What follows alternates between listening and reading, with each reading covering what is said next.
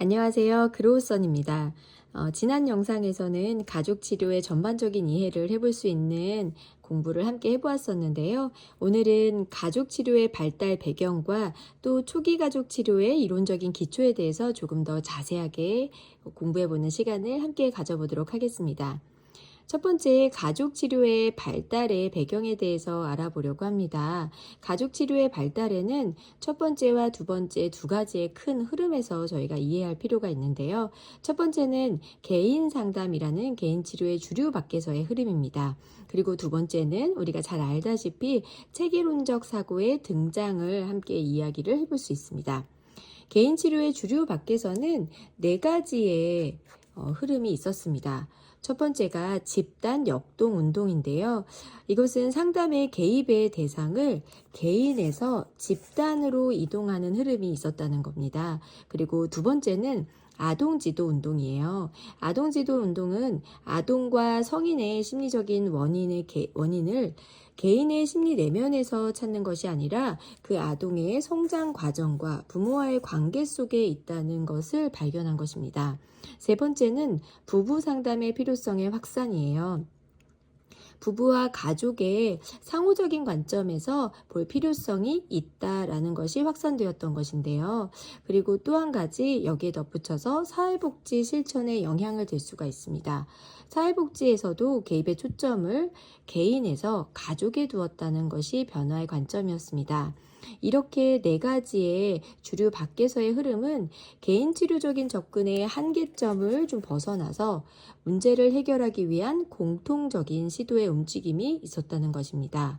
그리고 두 번째, 체계론적 사고의 등장입니다.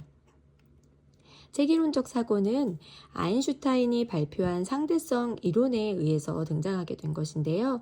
기존의 기계론적인 패러다임에 변화를 주게 되었고 유기체론적인 세계관이 등장하게 되었어요. 그래서 이때 등장한 체계론적 사고는 세계를 모든 현상의 상호 연관성과 상호의 의존성으로 파악하고 있다는 것이 굉장히 중요합니다. 이것은 일반 체계 이론과 사이버네틱스로도 발달하게 되었는데요.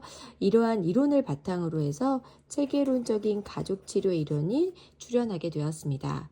뒤에서 일반 체계 이론과 사이버네틱스에 대해서 설명은 다시 한번 다루게 됩니다.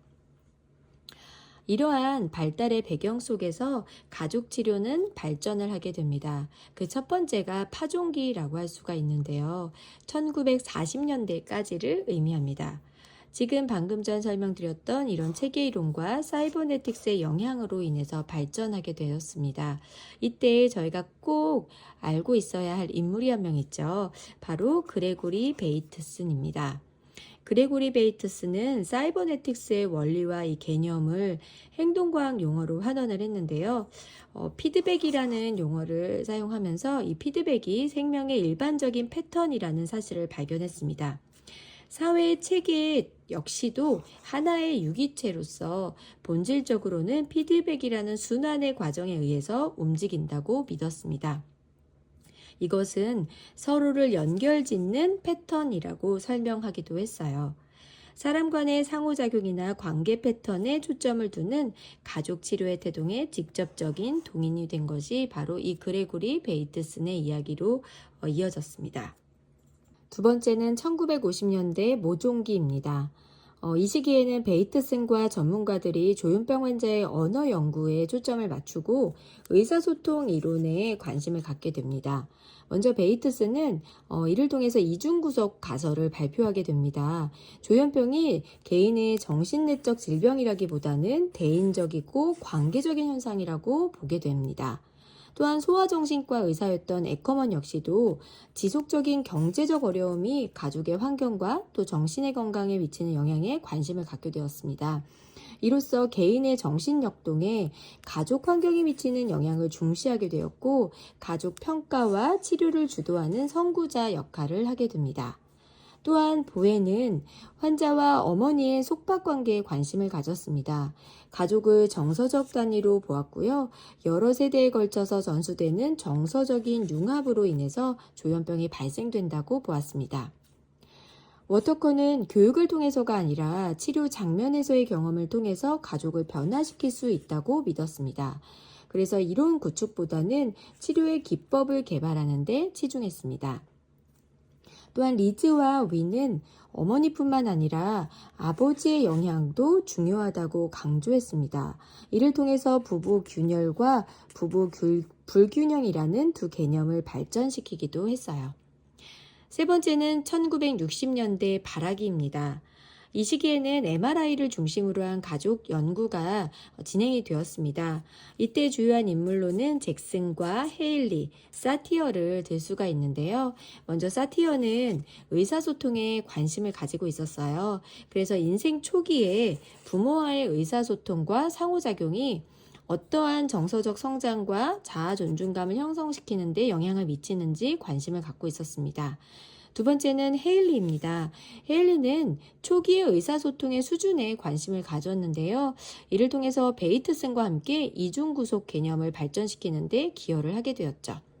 이때 권력이 인간의 상호작용의 필수적인 부분이라고 생각을 했고, 이를 통해서 전략적 가족 치료를 발전시키기도 했습니다. 미누치는 청소년 비행 뒤에는 역기능적인 가족 구조가 있음을 발견했습니다. 그래서 이후에 구조적 가족 치료를 발전시킨 대표자가 되기도 했고요. 초기의 선구자가이기도 하죠. 네 번째는 1970년대 개화기입니다. 이때는 다양한 가족 치료의 모델들이 꽃피우는 시기라고 할 수 있는데요. 대표적인 모델로 다세대 모델과 구조적 모델, 그리고 경험적 모델과 전략적 모델을 들 수가 있습니다. 이 각각의 모델들을 하는 치료자들은 각광을 받으면서 각각의 모델들을 정착하는 시기가 이루어지게 됩니다. 다섯 번째는 바로 전환기인 1980에서 90년대입니다. 이때는 이러한 이전의 초기 모델들을 통합하는 시기라고도 할 수 있는데요. 여러 모델들이 통합이 되면서 필요에 따라서 적절한 모델들이 사용되고 또 필요성을 절감하는 시기이기도 했습니다. 마지막 이를 통해서 후기 모델들이 출현을 하게 됩니다. 모더니즘의 한계에서 벗어나려는 노력이기도 했는데요. 이를 통해 포스트 모더니즘이 등장하기도 했죠. 이것은 개인이 의미를 부여하는 세계가 곧 진실이고 또 실제라는 믿음이 확산되면서 등장하게 되었습니다. 실제라는 것이 개인이 주관적으로 구성하는 의미의 세계이다라는 것을 후기 모델에서는 적용하게 됩니다. 이렇게 설명드렸던 가족 치료의 발달에서 이제 개인 치료의 한계와 차이점을 느끼셨을 텐데요. 다음 가족 치료와 그럼 개인 치료는 어떤 차이를 가지고 있는지를 살펴보도록 하겠습니다. 대표적으로는 기계론적인 세계론과 또 유기체론적 세계관의 차이가 있다라고 볼 수가 있어요. 그래서 이 두 가지를 이해할 필요성이 있습니다. 먼저 네 가지 관점에서 저희는 살펴보려고 합니다. 문제의 초점에 대한 시각입니다. 개인 치료는 내담자를 별개의 독립적인 존재로 보고 있습니다. 그래서 내담자의 내면에서 어떤 일이 일어나는지, 또 내담자의 특성, 그리고 내담자는 어떤 행동으로 인한 문제를 발생하게 했는지를 파악하는 데 초점을 두고 있습니다. 한편 가족 치료는요, 다른 시각에서 좀 보고 있는데요. 내담자를 다른 사람 또는 체계와 상호작용하는 관계 속에 있는 망에 속해 있다고 보고 있습니다. 그렇기 때문에 문제나 증상은 그 사람이 속한 가족이나 관계의 역기능과 직접적인 연관성을 가지고 있다고 보고 있습니다. 두 번째는 내담자에 대한 시각입니다. 개인 치료는 내담자를 수동적이고 반응적인 존재로 보고 있습니다. 반면에 가족 치료는 이 개인을 능동적이고 선택을 할 수 있는 존재라고 바라보고 있습니다. 세 번째는 인과관계를 보는 시각인데요. 개인 치료에서는 문제의 원인과 결과를 선형적으로 본다라고 이야기를 드렸었습니다. 그래서 왜라는 질문을 자주 하게 되고요. 과거나 그 역사에 초점을 두고 증상과 행동의 원인을 파악하기 위한 질문들을 해나가고 그 이전의 발달 단계를 추적하게 됩니다. 가족 치료에서는 개인 치료와는 달리 인과관계를 순환적이고 회귀론적인 것으로 보고 있습니다. 그렇기 때문에 지금 여기에서 무엇이 일어나고 있는지, 그리고 그 상호작용의 패턴이 어떻게 일어나고 있는지를 파악하는 데 초점을 두고 있습니다. 마지막 네 번째는 문제의 진단과 해결 과정입니다. 개인 치료에서는 문제를 객관적이고 정확하게 진단하는 것을 좀 목표하고 있죠. 그래서 평가할 수 있도록 하고 있습니다. 가족 치료에서는요, 내담자의 인식 행위에 초점을 두고 동일한 상황에서도 내담자의 인식 행위에 따라서 다르게 이해가 되고 또 다르게 경험될 수 있다고 가정하는 것이 다른 점이라고 할 수가 있습니다. 세 번째는 개방성과 폐쇄성이라는 개념입니다. 체계의 개방성과 폐쇄성은 외부 체계에서 들어오거나 또 외부 체계로 내보내는 정보의 흐름이나 상호 교류를 허용하는 정도를 나타냅니다. 체계가 건강하게 기능하기 위해서는 이 개방성과 폐쇄성 간에 적절하게 균형이 이루어져야 합니다. 체계의 개방성과 폐쇄성 간에 어느 정도의 균형이 바람직하지라는 것은요, 그 체계가 처한 맥락이나 상황에 따라서 다르다라고 이해하시면 좋습니다. 예를 들어서 새로운 지역으로 이사한 가족을 들어볼 수가 있는데요. 이 새로운 지역으로 이사한 가족은 개방성을 높여서 새로운 환경에 대해서 상호작용하고 또 그 정도를 받아들이려는 노력들이 필요하게 되겠죠. 또 반면에 사이비 종교 집단에 대한 예시도 들어볼 수가 있는데요. 사이비 종교 집단은 그들만의 결속력을 좀 더 강화시키기 위해서 이 폐쇄성을 더 활용하게 되는 것이 특성이라고 볼 수가 있겠죠. 이렇게 개방성과 폐쇄성은 그 체계의 맥락이나 상황에 따라서 적용될 필요성이 있다라고 이해하시면 좋을 것 같습니다. 네 번째는 피드백입니다. 이 피드백은 체계가 어떤 과정이나 행동의 결과에 대한 정보를 그 근원에 전달하는 과정인데요. 체계의 자기조절 기제를 나타내는 용어라고 볼 수 있습니다. 피드백을 하는 과정을 통해서 체계는 본연의 정체성을 유지하고자 합니다. 피드백은 체계가 역동적인 균형 상태에서 스스로를 유지할 수 있도록 해주는 자기조절인 항상성의 필수적인 메커니즘이라고 볼 수 있습니다. 이 피드백에는 부적 피드백과 정적 피드백이 있는데요. 부적 피드백은 체계가 변화하거나 이탈할 수 있는 것을 거부하고요. 또 그 안정성을 유지하도록 하는 방향으로의 피드백을 의미합니다. 그래서 가족의 항상성이라는 개념과 굉장히 유사하다고 볼 수가 있어요. 정적 피드백은 체계의 안정적인 상태를 거부하고 체계를 변화시키려는 방향으로의 피드백을 의미합니다. 가족 체계가 기능적이기 위해서는 안정을 유지하면서도 또 변화해야 하기 때문에 부적과 정적인 피드백이 모두 필요하다는 것이 중요하겠죠. 예를 들어 보자면요. 사춘기 자녀를 둔 가족 체계를 보았을 때 자녀의 성장을 격려하기 위해서는 우리 가족의 변화가 필요하겠죠. 그렇기 때문에 이 변화를 받아들이려는 정적 피드백을 통해서 어떠한 자녀의 독립적인 면과 이런 것들을 좀 더 받아들이는 피드백이 중요하게 작용될 수 있습니다.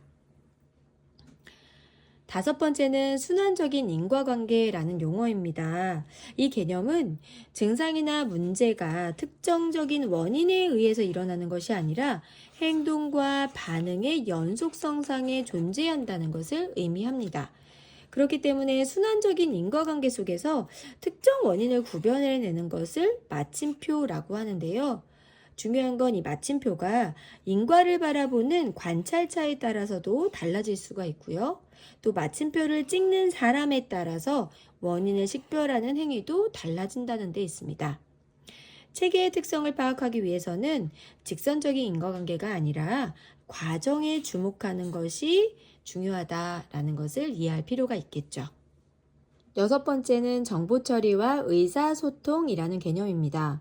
체계론적 관점의 핵심은 체계의 모든 과정이요, 정보 처리와 의사소통으로 이루어진다는 점입니다. 가족을 체계로 본다는 것은 가족은 개인의 특성에 초점을 둔다기보다 가족의 상호작용에 초점을 둔다는 의미와 맥락을 같이 하는데요. 이것은 가족원 간의 상호작용이 정보 처리와 의사소통을 통해서 이루어진다고 보는 것이죠. 일곱 번째는 규칙입니다. 체계의 규칙은 체계가 허용하거나 수용하는 행동의 범위를 나타냅니다. 체계가 무엇을 가치 있게 여기고 또 어떤 행동을 적절한 것으로 여기는가가 드러나는 일종의 규범이라고 볼 수 있어요. 그래서 예를 들어서 우리가 어떤 행동을 해야만 한다. 또 우리 가족에게는 어떤 가치관이 있다. 라는 등의 가족 규칙이 이 규칙에 해당이 될 수 있다라고 예시를 생각해 보시면 좋습니다. 여덟 번째는 전체성입니다. 이것은 체계의 전체성이 체계가 하나의 전체로 존재하고 또 하나의 전체로 운동함을 의미하고 있습니다. 체계는 부분들을 단순히 합쳐놓은 것보다 더 크다는 비합산성의 특성을 가지고 있는데요. 이것을 다시 조금 더 설명을 해보자면 체계의 전체성이라는 것은 1 더하기 1이 2가 되는 것이 아니라 1 더하기 1이 3이 된다는 것과 같다라는 것을 의미한다는 것입니다. 두 사람이 가지고 있는 각자의 특성이 이 단위에 해당이 된다면 전체성이라는 것을 설명하는 데 있어서 두 사람 간의 상호작용인 이 1이 더해져서요. 이것까지 파악이 되어야 가족의 전체 특성을 파악할 수 있다라고 보는 것입니다. 아홉 번째는 상호 보완성과 패턴입니다. 체계의 요소들을 독립적으로는 이해할 수 없고 체계의 한 부분에서 일어난 변화는 다른 부분에도 영향을 끼치고 또 그 반대의 경우도 마찬가지라는 것입니다. 가족이 체계라는 것은 가족원 개인의 특성이라는 실체를 파악하는 데 초점을 두기보다는 중요한 것이 가족의 상호작용의 패턴에 초점을 둔다라는 것을 의미합니다. 열 번째는 자율성과 자기 조직입니다. 유기체는 환경과 상호작용할 뿐만 아니라 스스로 움직일 수 있고 자기 생성적이라는 것을 의미하는 것인데요. 체계의 질서와 움직임이 환경에 의해서만 부과되는 것이 아니라 체계 자체에 의해서도 서로 수립되고 있다라고 봅니다.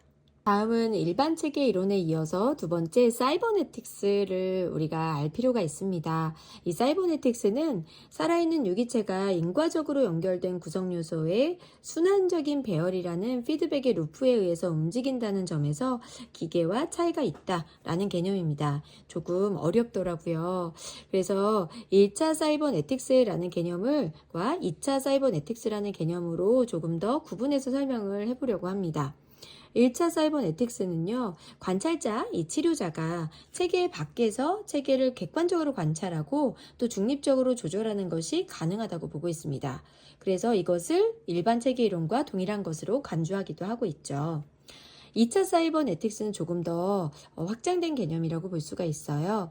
2차 사이버네틱스는 피드백의 이러한 과정 속에서도 여러 수준이 있다라고 보는 것입니다. 그리고 가장 높은 수준에서 볼 때 체계는 닫힌 체계이고 자기 조직하는 체계라고 보고 있습니다. 그렇기 때문에 이러한 2차 사이버네틱스는 포스트모더니즘의 사조의 많은 부분을 반영을 하고 있고요. 또 이 부분이 후기 가족 치료 탄생의 기초가 되었다라는 것을 우리가 꼭 기억하고 있으면 될 것 같습니다. 초기 가족 치료 연구에서는요. 이 조현병이 발현하게 된 가족의 역기능을 설명하기 위해서 소개가 된 것이죠. 앞서서 초기 가족 치료의 발달의 과정에서도 설명을 드렸지만 첫 번째 이중구속이 등장을 하게 됩니다. 이 이중구속에 처한 사람은 상대방에게서 언어적 메시지와 비언어적 메시지가 서로 일치하지 않고 모순이 되는 메시지를 받게 됩니다. 이 상황에 처한 사람은요, 어떻게 좀 나타나게 되는가를 볼 필요가 있는데요. 보통 사람은 상대방이 보내준 메시지의 신호에 민감하게 반응할 수가 있어요. 그렇지만 이중구속의 어떤 상황에 걸려있는 이 희생자는요, 어떤 종류의 메시지가 진짜 메시지인지를 알지 못하고, 그리고 또 이것에 대해서 질문을 할 수도 없는 혼란의 상태에 빠지게 됩니다. 네. 그래서 이 이중구속을 우리가 좀 알 필요가 있죠. 두 번째는 부부 균열과 부부 불균형입니다. 부부 균열이나 부부의 불균형의 특징이 있는 가족에게는 그 가족에 있는 자녀는요, 부모 중에서 누구에게 충성심을 보여야 할지 갈등하게 되고 혼란 속에 처하게 됩니다. 그리고 이 가족이 언제 깨질지도 모르는 이런 불안함 속에서 부모의 결혼 생활을 붙잡아 주어야 한다는 압박감에 시달릴 수가 있습니다. 세 번째는 거짓 상호성과 거짓 적대성입니다. 거짓 상호성은 겉으로는 가족원간이 친밀하게 상호작용을 하고 있는데요. 사실은 이 모습이 진실한 것이 아니라 거짓된 모습임을 나타냅니다. 이것은 어떤 개인의 정체성을 인정하게 되면 가족원 전체 결속력이 좀 방해가 된다라고 믿기 때문에 가족원의 각자의 생각이나 느낌을 표현하는 것이 좀 용납되기가 어렵고 또 그것을 두려워하는 상태일 때 나타납니다. 두 번째, 거짓 적대성인데요. 이 적대성은 겉으로 거리감을 두고 또 적대적인 방식으로 상호작용하는 상황을 의미하게 됩니다. 네, 여기까지 가족치료의 발달과 초기 가족치료 이론의 기초에 대해서 자세히 알아보는 시간을 가졌습니다.